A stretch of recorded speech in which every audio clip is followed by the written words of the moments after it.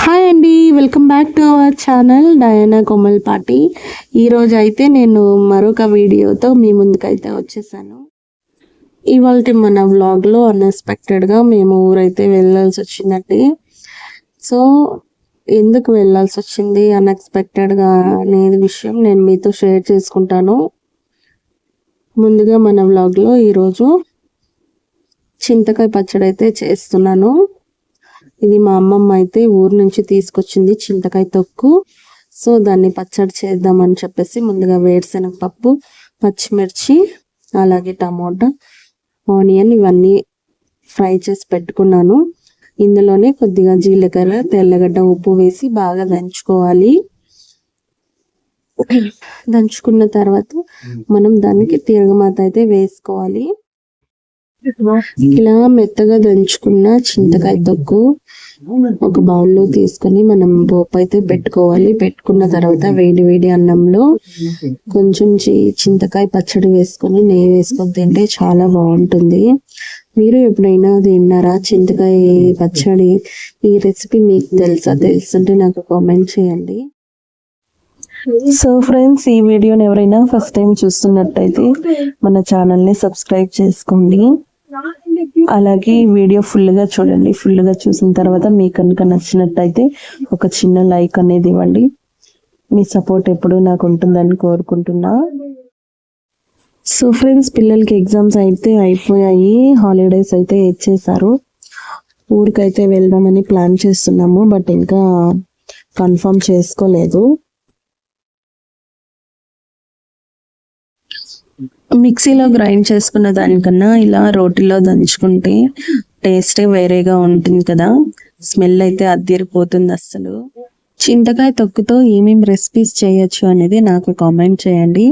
నాకైతే పచ్చడి తెలుసు, అలాగే చింతకాయతో పులిహోర కూడా చేసుకుంటాను. సో మీకు ఏమేమి రెసిపీస్ తెలుసు నాకు కొంచెం కామెంట్ చేయండి, నేను ట్రై చేస్తాను. ఈ చింతకాయ పచ్చడి అయితే స్మెల్ అదిరిపోతుందండి. టేస్ట్ అయితే అంతకు మించింది. నాకైతే భలే నచ్చింది, చాలా బాగా కుదిరింది. ఈ పచ్చడి మనం వేడి వేడి రైస్లో తినొచ్చు, అలాగే చపాతీలోకి, రోటీస్లోకి, పెరుగున్నంలోకి అయితే ఇంకా సూపర్గా ఉంటుంది.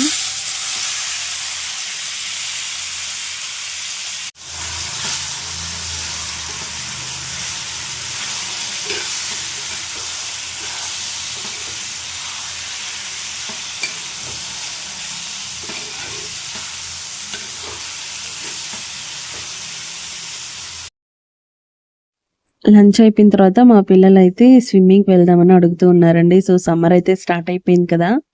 సరే ఓకే, నేను డిసైడ్ అయిపోయాను స్విమ్మింగ్ తీసుకెళ్ళాలని. స్విమ్మింగ్ అయితే రెడీ అయిపోయారు. ఇక్కడ క్యాబ్ కోసం వెయిటింగ్. ఇక్కడ పిల్లలు అయితే రెడీ అయిపోయారు, నేను కిందకి వచ్చేసాను. ఇక క్యాబ్ వచ్చిన తర్వాత స్విమ్మింగ్ పూల్ తీసుకెళ్ళాలి. చాలా బాగా ఎంజాయ్ చేస్తున్నారు, చూసారు కదా. వాళ్ళ ఫ్రెండ్స్ కూడా వచ్చారనమాట, జాయిన్ అయిపోయేసారు. సో ఇంకా వాళ్ళు స్విమ్మింగ్ చేసుకున్న తర్వాత ఇక మేము ఇంటికి అయితే వెళ్ళిపోయాము. వచ్చేప్పుడు వాళ్ళ డాడీ ఐస్ క్రీమ్ అయితే ఇది ఇచ్చాడు, అది తింటూ ఉన్నారు ఇద్దరు. సో ఈవినింగ్ అయితే ఒక ఫంక్షన్ ఉందండి, హాఫ్ సారీ ఫంక్షన్, దానికి అటెండ్ అవ్వాలి. వెళ్ళేసి వచ్చిన తర్వాత మాకు ఒక బ్యాడ్ న్యూస్ అయితే తెలిసింది. వీడియో స్టార్టింగ్ లో మీకు చెప్పాను కదా, అన్ఎక్స్పెక్టెడ్ గా ఊరికైతే వెళ్ళాల్సి వచ్చిందని. సో మేము ఇక ఊరికి అయితే బయలుదేరాము. అది కూడా ఎందుకంటే మా అమ్మమ్మ అయితే కాలం చేశారు. సో మాకు న్యూస్ సడన్ గా ఊరికైతే వెళ్ళాల్సి వచ్చిందండి. మాకు అలా ఒకసారి ఫోన్ కాల్ రావడం ద్వారా మేము ఇంకా సైలెంట్ గా బ్యాగ్స్ అన్ని ప్యాక్ చేసుకొని ఊరికైతే బయలుదేరాము. మేమైతే అసలు షాక్ లో ఉన్నాము, అసలు మాకేం చేయాలో అర్థం కాలేదు. బస్ లో జర్నీ చేస్తున్నప్పుడు అమ్మమ్మ జ్ఞాపకాలే మాకు గుర్తొస్తూ ఉన్నాయి. అమ్మమ్మ మనకి అన్నం తినిపించడం, కబుర్లు చెప్పడం, కథలు చెప్పడం, ఇవన్నీ గుర్తొస్తూ ఉన్నాయి అన్నమాట. అసలు నమ్మలేకపోయాము ఊరికి వెళ్ళేంత వరకు.